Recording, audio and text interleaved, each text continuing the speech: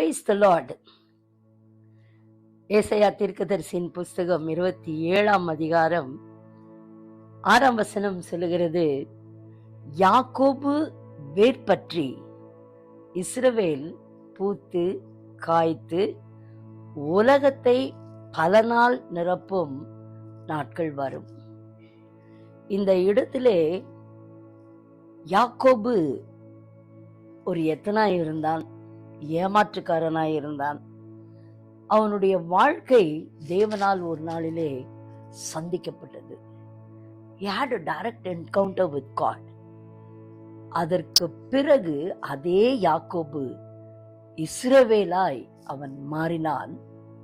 அவன் மாறின பொழுதோ இன்றைக்கு வரைக்கும் அந்த இஸ்ரவேலின் சந்ததி தொடர்ந்து கொண்டிருக்கிறதை நாம் பார்க்கலாம். அருமையான தெய்வ ஜனமே, ஒருவேளை உன் வாழ்க்கை ஃப்ரூட்லெஸ்ஸா இருக்குன்னு நினைக்கிறியா?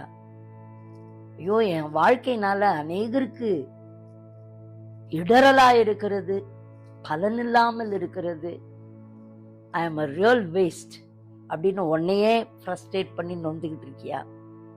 Today the Lord really wants to tell you a good news. You are chosen for a higher calling.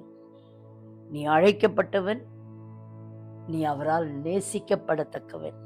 ஆகையினாலே ஆண்டவர் சொல்றாரு, நீ செய்ய வேண்டிய காரியம் நிறைய இருக்கு. ஆண்டவருக்காக, ஜனங்களுக்காக நீ போக வேண்டிய தூரம் வெகு தூரம் என்று கர்த்தர் சொல்லுகிறார்.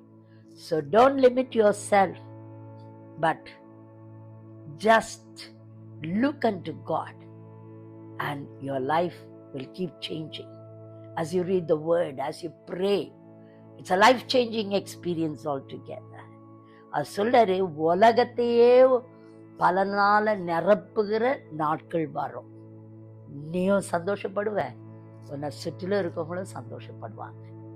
May God bless you with this wonderful word today. This is the prophetic word for you today. Amen.